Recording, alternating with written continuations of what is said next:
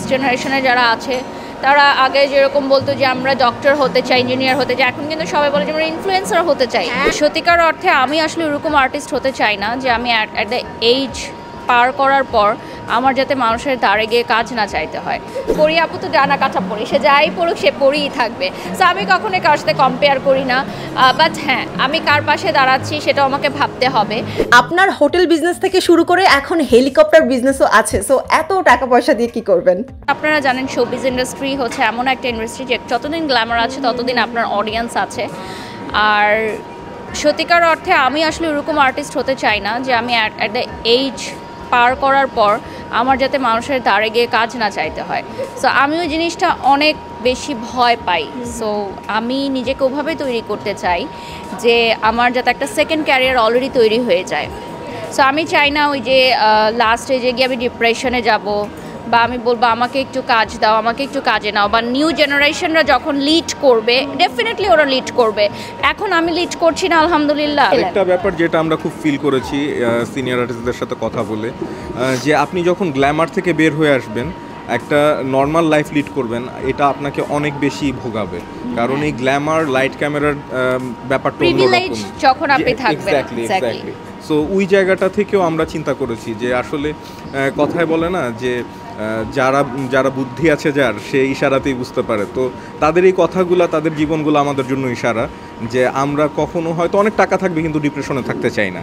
তো সেই জায়গাটাই করতে চাচ্ছি। একটা ইভেন্টে পরিমণির পাশে আপনি দাঁড়িয়েছিলেন, তো আপনি পরিমণির থেকে একটু বেশি গর্জিয়াস ভাবে এসেছিলেন, একটা গর্জিয়াস ড্রেস পরে আসছিলেন। তো অনেকে এটা নিয়ে কমেন্টস করছিল যে বারিশা হক কেন পরিমণির থেকে গর্জিয়াস ভাবে কোথাও অ্যাটেন্ড করবে। আমি মনে করি পরি আপু নায়িকা, সে সুপারস্টার, আমি হচ্ছে নর্মাল পিপল, আমি খুবই সাধারণ। তো সাধারণরা একটু অসাধারণ হওয়ার চেষ্টা করে, সেটাই। আর পরি আপু তো ডানা কাটা পড়ি, সে যাই পড়ুক সে পড়িই থাকবে। সো আমি কখনোই কারোর সাথে কম্পেয়ার করি না, বাট হ্যাঁ আমি কার পাশে দাঁড়াচ্ছি সেটাও আমাকে ভাবতে হবে।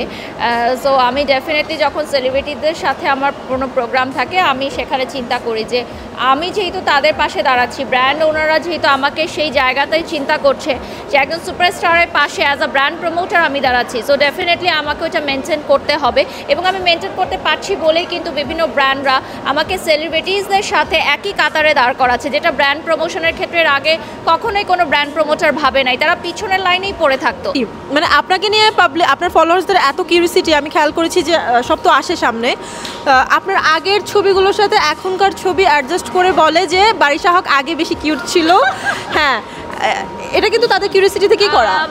কিউট হচ্ছে এমন একটা শব্দ, এটা আমাকে একজন ডিরেক্টর বলেছিল যে যখন তোমাকে কেউ সুন্দরী বলতে পারবে না তখন সান্ত্বনা পুরস্কার হিসেবে তোমাকে বলবে কিউট।